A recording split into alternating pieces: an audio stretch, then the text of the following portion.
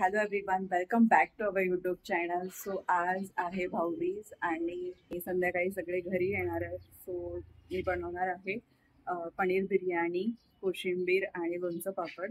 असा सिम्पल पण तितकाच टेस्टी असा मेनू आहे आजचा.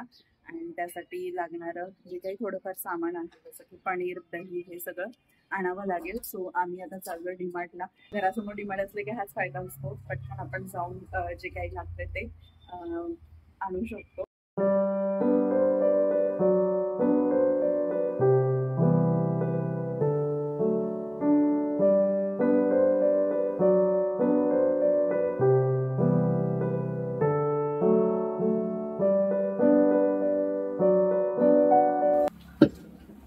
सो फायनली मी आलेली आहे डीमार्टमधून घरी आणि जे काही भाज्या अवेलेबल होत्या पटकन मिळाल्या त्या घेऊन आली आहे. आता मी तयारी करते बिर्याणी बनवण्याची. तर पनीर बिर्याणी बनवण्यासाठी मी इथे घेतलेला आहे दावतचा साधारणपणे 1.5 किलो बासमती राईस आणि त्याला व्यवस्थित 2 पाण्याने स्वच्छ धुवून घेतलेलं आहे.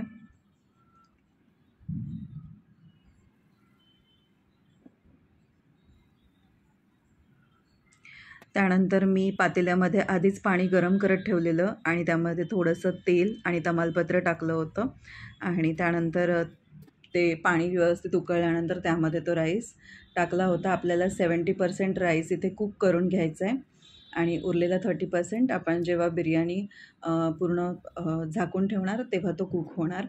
सो अशा पद्धतीने राईस उकडला ना की तो व्यवस्थित असा पूर्ण असा राहतो मोठा मोठा. एल्स आपण जर कुकरमध्ये लावला आणि शिट्ट्या घेतल्या की थोडा का होईना किती पाणी कमी टाकलं तरी त्याच्यामध्ये राईस थोडा तुटतोच. सो ही प्रोसेस बेटर आहे असं मला वाटतं. त्यानंतर मी इथे करते कांदा चॉप. उभा उभा कांदा मी इथे चिरून घेतलेला आहे आणि तो फ्राय करून घेते आहे.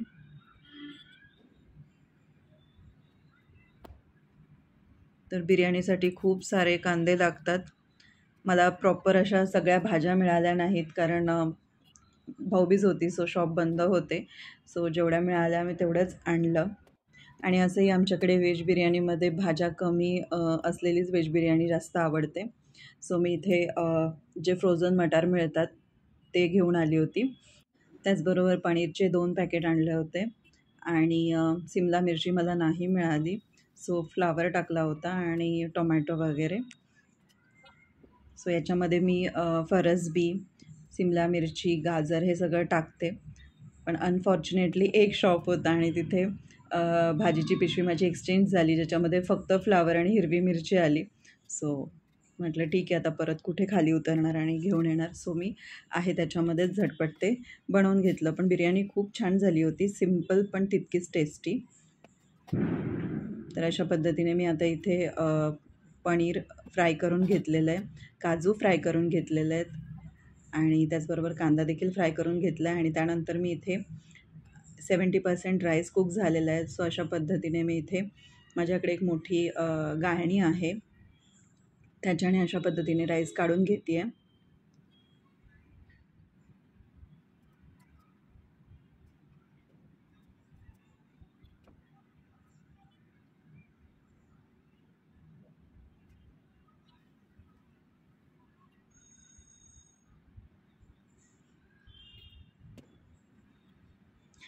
त्यानंतर मोठ्या टोपामध्ये मी इथे घेतलेलं आहे तेल. त्यामध्ये टाकलेलं आहे तमालपत्र आणि लाल मिरची आणि आपलं हे असतं ना विलायची, त्या टाकलेल्या आहेत 5-6.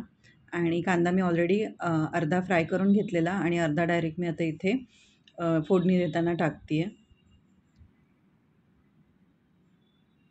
त्यानंतर यामध्ये मी टाकलेलं आहे अद्रक लसूणची पेस्ट. त्यानंतर लाल मिरची पावडर टाकलेली मी इथे साधारणपणे 3 चमचे, कारण अगदी स्पायसी पण नव्हती बनवायची. आणि हळद टाकलेली आहे. त्याचबरोबर आता इथे हिंग टाकलेलं आहे मी.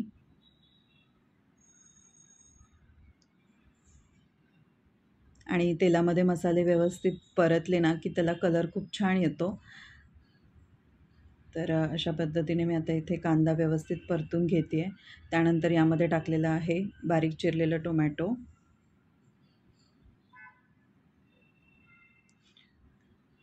आणि इथे मटार आहे, काजू फ्राय करून घेतलेले आहेत, पनीर फ्राय करून घेतलेलं आहे आणि कांदा देखील फ्राय करून घेतलेला आहे. त्याच्यानंतर यामध्ये मी टाकलेलं आहे फ्लावर,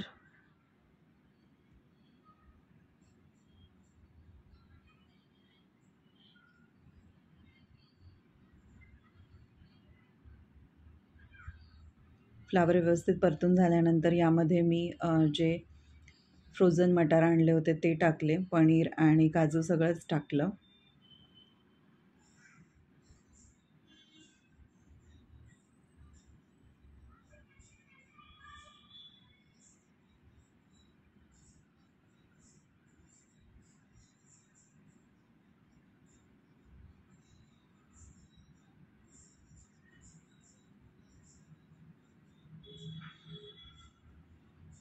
आणि मसाले आणि भाज्या व्यवस्थित परतून झाल्यानंतर ॲट दी एंड मी इथे टाकलेला आहे बिर्याणी मसाला, जो की मला मिळालेला आहे एव्हरेस्टचा. सुहानाचा मी शोधत होती डीमार्टला पण मिळाला नाही, सो मी इथे एव्हरेस्टचा आणला होता.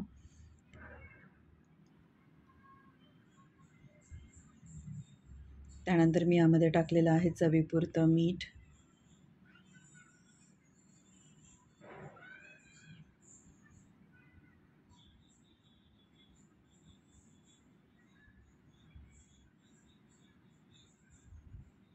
आणि यामध्ये मी आता टाकलेलं आहे 1 चम्मच तूप. इथे मोठा चम्मच मी तूप घेतलेला आहे. तुम्ही हे पूर्ण राईस रेडी झाल्यानंतरही टाकू शकता, पण मला भाज्यांना थोडा फ्लेवर आला पाहिजे म्हणून मी इथे टाकलेला आहे. सो इथे रेडी आहे आपली व्हेज बिर्याणी. मी इथे लेयर्स दिल्या नाही कारण खूप घाई झालेली आणि व्हेजिटेबल्स हव्या तशा मिळाल्या नाहीत, त्यामुळे लेयर्स देण्यामध्ये मला पॉईंट नाही वाटला. पण खरंच बिर्याणी खूप छान झाली होती, झटपट पण टेस्टी. आणि आता इथे आमची त्रिशू करते भावार्थला औक्षण.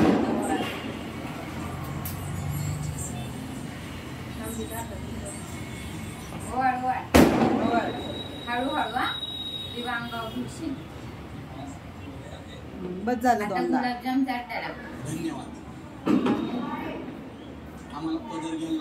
दादा पाकिट देते, ते पाकिट दे दादाला, ते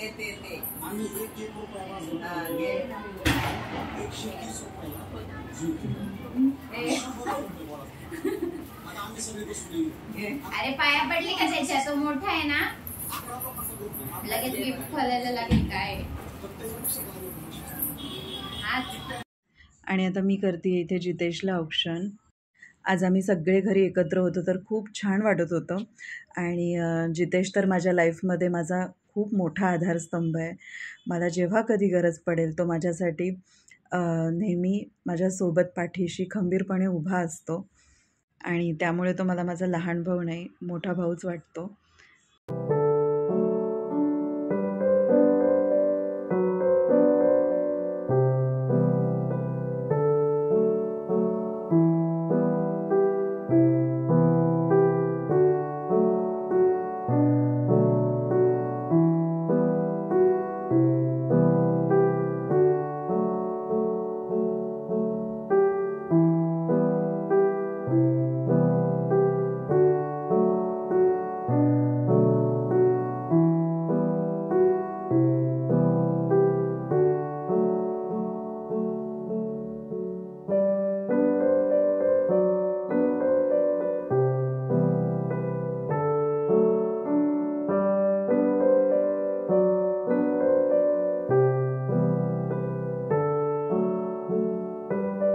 तर जितेशला औक्षण करून झाल्यानंतर मी करते आता माझ्या दुसऱ्या लहान भावाला औक्षण, ज्याचं नाव आहे अमित. आणि तो खूप लांबून माझ्यासाठी भाऊबीजेला आला. रक्षाबंधनला देखील आला होता, पण त्याला आवडत नाही व्हिडिओमध्ये वगैरे यायला, सो तेव्हा मी व्लॉग शूट नाही केला. राखी बांधून तो गेला. पण यावेळेस मी म्हटलं नाही, तो आता मम्मी पप्पांनी पण त्याला आग्रह केला की नाही तू घरी ये म्हणून भाऊबीजेसाठी. सो आग्रहाखातर तो घरी आला. काही नाती आपल्या आयुष्यात मला असं वाटतं की काही गेल्या जन्माचे ऋणानुबंध असतात आणि अशी चांगली माणसं आपल्या आयुष्यामध्ये जोडली जातात. आणि हा माझा भाऊ तर मला ताईसाहेबशिवाय हाक मारत नाही. तो नेहमी मला हेच बोलत असतो की तुम्हाला बघून आम्हाला खरंच खूप मोटिवेशन मिळतं.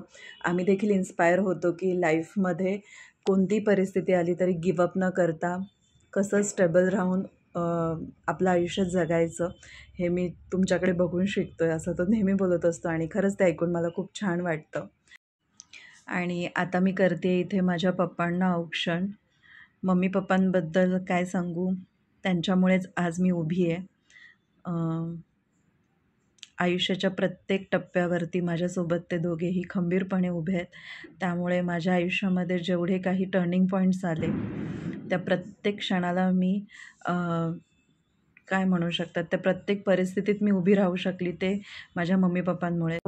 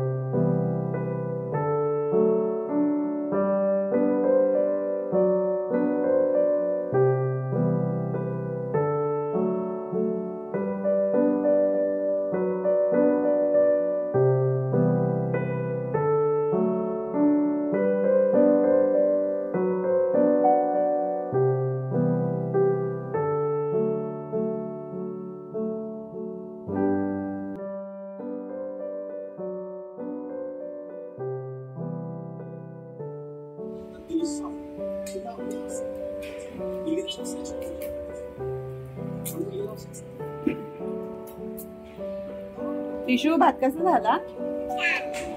चांगला झालाय राईस. आवडलं तुला?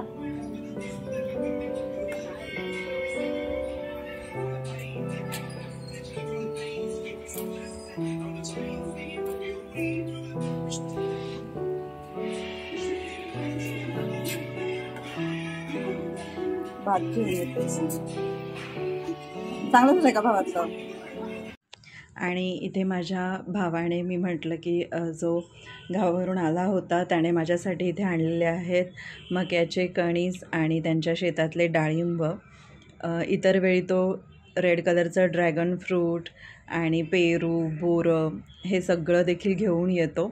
बट आत्ताच्या सीझनला फक्त त्यांच्या शेतामध्ये डाळिंब होते जे की खूप फ्रेश होते. आणि त्याचबरोबर इथे त्याने माझ्यासाठी आणलेला आहे शिर्डीचा प्रसाद.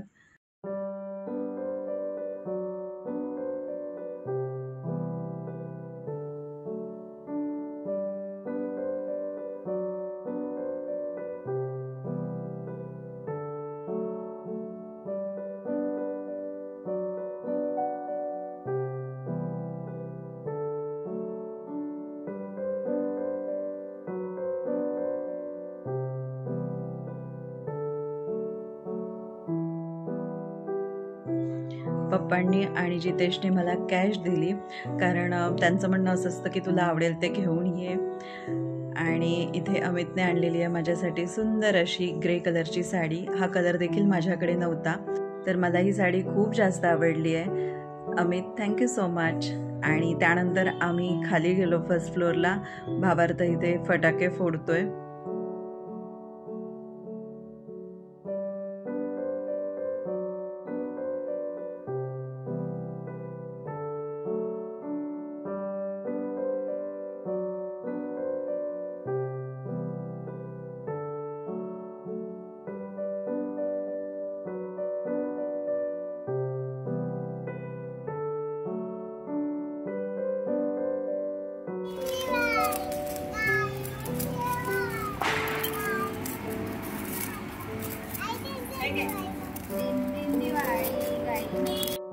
तर असा होता हा आजचा भाऊबीज स्पेशल व्लॉग.